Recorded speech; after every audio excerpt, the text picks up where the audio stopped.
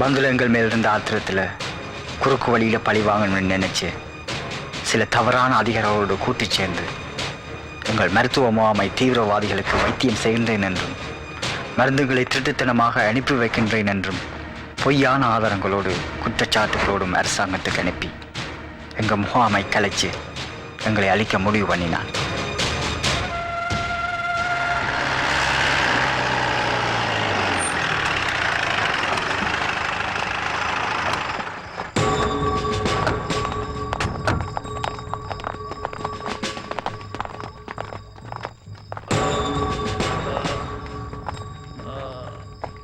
Captain, what is this? Doctor, இந்த முகாமை பற்றி நிறைய புகார் வந்திருக்கிறது. நீங்கள் தீவிரவாதிகளுடன் சேர்ந்து செயல்படுவதாகவும் இந்த மருத்துவ முகாமை பயன்படுத்தி அவைகளுக்கு உதவி செய்வதாகவும் இவர் உறுதி செய்திருக்கிறார். Doctor, मैं कैंप को वहां निकला, but आने orders दी रही no. So I have to close the camp. Captain, arrest them. ஆளம் தெரியாமல் காலை விட்டுட்ட. இதுக்கு பிறகு அவதி போல போறடா. நீயும் உன் மனுஷியும் முதல் தடவை அசிங்கப்படுத்திட்டீங்கல்ல. இனிமே நீங்க இந்த மண்ணுல சுதந்திரமா நடமாடக்கூடாது. ஏன்டா இவன்ட்ட ஒப்பு வச்சுக்கிட்டோன்னு வாழ்நாள் பூரா வேதனைப்பட்டுட்டே இருக்கணும். வேதனைப்பட்டுட்டே இருப்ப.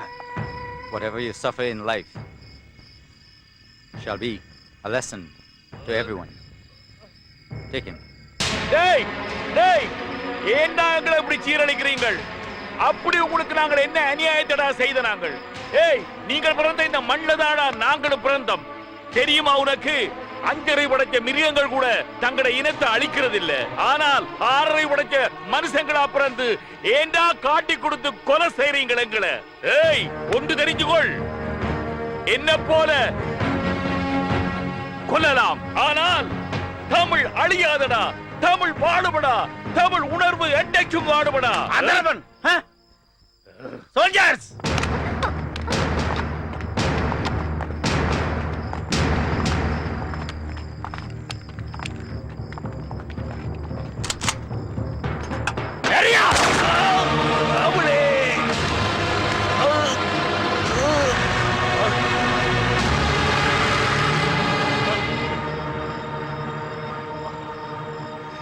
தமிழ் வாழ்க.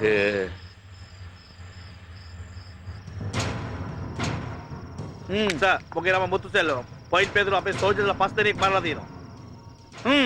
සර්, මුගේ නම තම්බලාරසන්. පවනියාවේ කෝච්චියට බෝම්බ තියලා 50 දෙනෙක්ව මරලා තියෙනවා. சார் முகே நம்ம மான் நல்வர ஆமக்காரை குப்பையில் தீனவா. சார் முகே நம்ம நிப்பாட்டு. இவனை எனக்கு வடிவாய் தெரியும். தூக்கிட்டு வந்ததே நான் தான். ஏய், எல்லாரும் நல்லா விளங்கி கொள்ளுங்க. இன்னும் கொஞ்ச நேரத்துல நீங்களாம் சாவ போறீங்க. அதுக்கு முன்னுக்கு உங்களுடைய கடைசி ஆசை என்னன்னு சொல்லுங்கடா.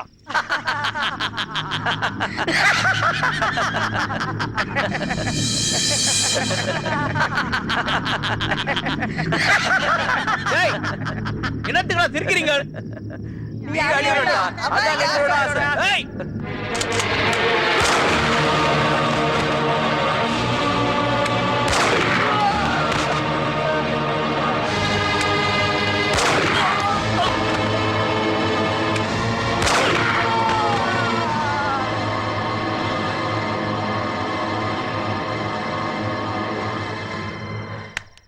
எல்லாரும் சிரிக்கிறாங்க.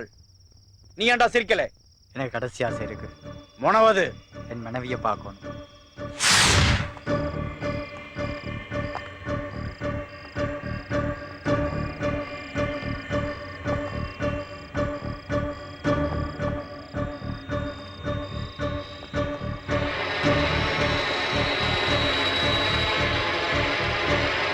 எங்கடா என் வைஃபு? எங்கடா என் வைஃபு? சொல்லுங்களா, எங்கடா என் வைஃபு? மாமதே,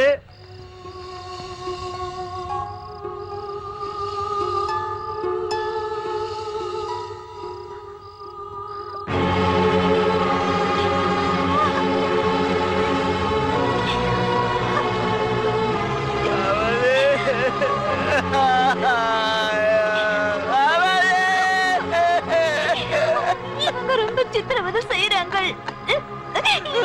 தாங்க இயலல்ல. அதை விட என்ன கொன்றலாம் செத்துலாம் போல இருக்கு.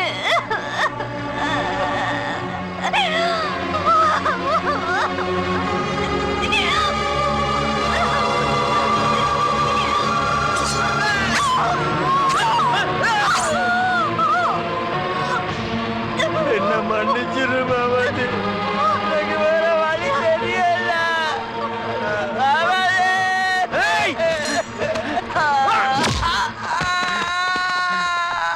ஏன்டா உன்ட மனுஷிய கொண்டா?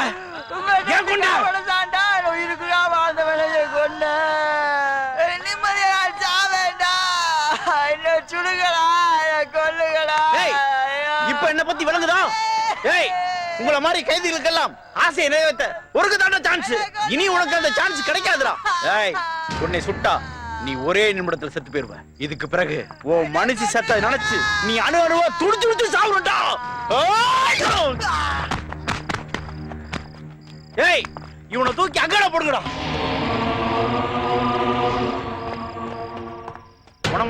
நெடுங்கேணி மருத்துவ முகாமில் இருந்து சென்ற செஞ்சிலுவை சங்கத்தினர் உன்னை பற்றி ஐநா சபையிலும் அரசாங்கத்திலும் முறைப்பாடு கொடுத்திருக்கிறார்கள். அரசாங்கம் இன்னும் பணி நீக்கம் செய்து கொண்டு ஆர்மிக்காரர்கள் உன்னை கைது பண்ண வந்து கொண்டிருக்கிறார்கள். நீ அங்கிருந்து உடனே தப்பித்து போய்விடு.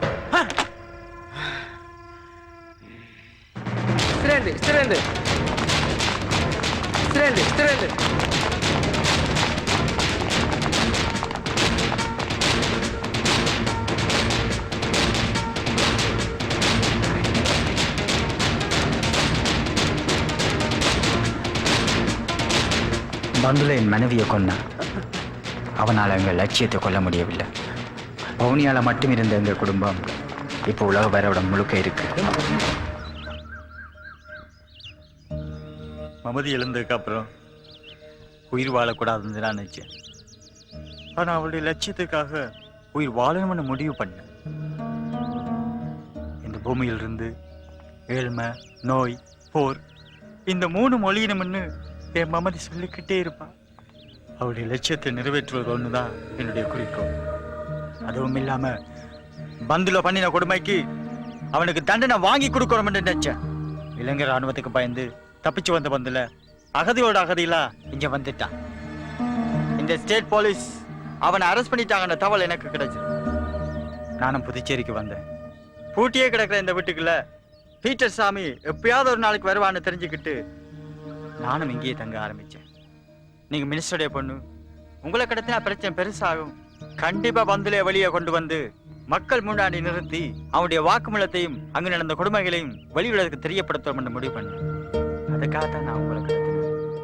என்னுடைய சுயநலத்துக்காக உங்களை கடத்தினதுக்கு தயவு செய்து நான் மன்னிச்சேன். ஒரு மனுஷியா உங்க வாழ்க்கையில நடந்த கொடுமைக்கு நான் ரொம்ப வருத்தப்படுறேன். என்னால முடிஞ்ச எல்லா ஹெல்ப்பும் நான் பண்றேன். இந்தியால உள்ள எல்லா மீடியாவும் நான் கூப்பிடுறேன்.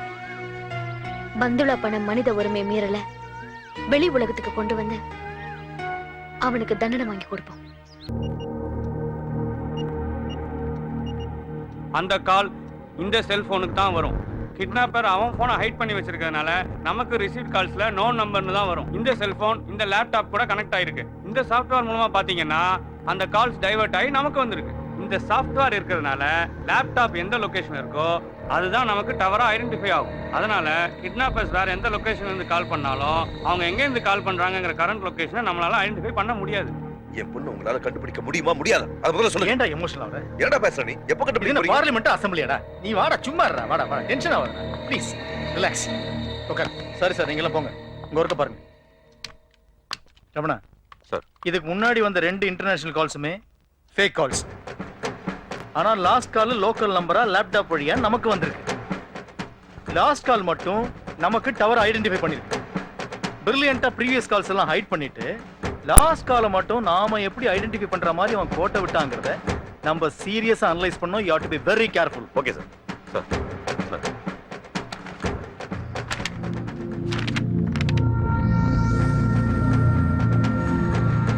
சார், இந்த போட்டோல இருக்கவங்க முகுந்தன் அரெஸ்ட் பண்ணும்போது அங்கேருந்து தப்பிச்சு போனவங்களா தான் இருக்கும். You may be right.